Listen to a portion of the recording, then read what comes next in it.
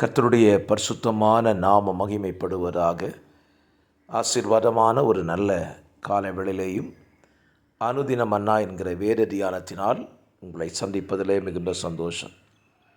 கிருபையாய் கர்த்தர் நமக்கு கூட்டி கொடுத்திருக்கிற நாளுக்காக நன்றி சொல்லுவோம். இந்த நாள் ஜூன் மாதம் 25 செவ்வாய்க்கிழமை காலை வேளை.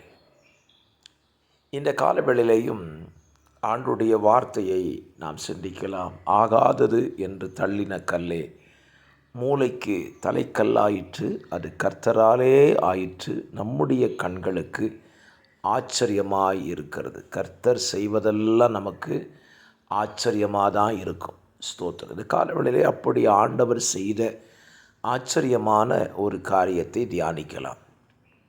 ஆபிரகாமுடைய வாழ்விலே நடந்த ஒரு சம்பவம். ஆபிரகாமும் லோத்துமும் ஒன்றாக அவர்கள் இருந்ததான அந்த ஆரான் பட்டணத்தை விட்டு புறப்பட்டு வந்த பிரயாணங்களில் லோத்து ஆபிரகாமை விட்டு பிரிந்து போகிறான். ஆபிரகாமை விட்டு அவன் பிரிந்து போன பிற்பாடு ஆபிரகாமை பார்த்து கர்த்தர் சொல்லுகிறார், நீ உன் கண்களை ஏறெடுத்து வடக்கையும் தெற்கையும் கிழக்கையும் மேற்கையும் பார், உனக்கும் உன் சந்ததிக்கும் இதை நான் கொடுப்பேன் என்று ஆண்டவர் வாக்கு கொடுக்கிறார். ஆண்டவர் செய்கிற காரியத்தை நீங்கள் பார்த்தீங்கன்னா ஆச்சரியமாக இருக்கும். ஸ்தோத்திரம். லோத்து தெரிந்தெடுத்த பூமி செழிப்பான ஒரு பூமி. அது ஸ்தோத்திரம் கர்த்தருடைய தோட்டத்தை போல அந்த பூமி இருந்துச்சு. ஆபிரகாமுக்கு கர்த்தர் காண்பித்த பூமி வனாந்தர பூமி. வனாந்தரம்தான். வனாந்திரத்தை தான் வயல்வெளியாய் மாற்றுகிறவர் நம்முடைய கர்த்தர்.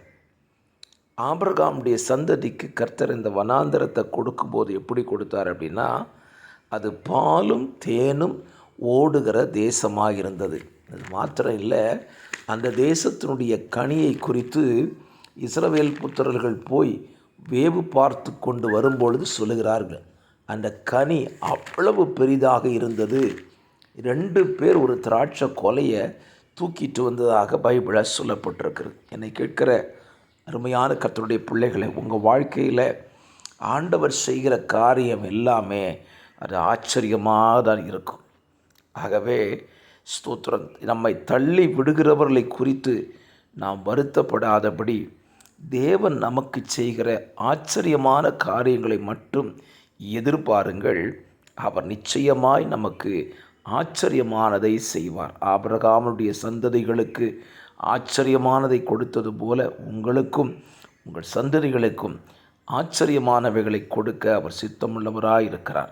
விசுவாசியுங்கள், அறிக்கை செய்யுங்கள். பரிசுத்த பிதாவே, இந்த காலவேளையிலே தியானித்த வசனத்தின்படி நீர் எங்கள் வாழ்வில் செய்கிற காரியங்கள் எல்லாம் ஆச்சரியமாக இருக்கட்டும். வார்த்தையை கேட்ட பிள்ளைகளை ஆசீர்வதியும்.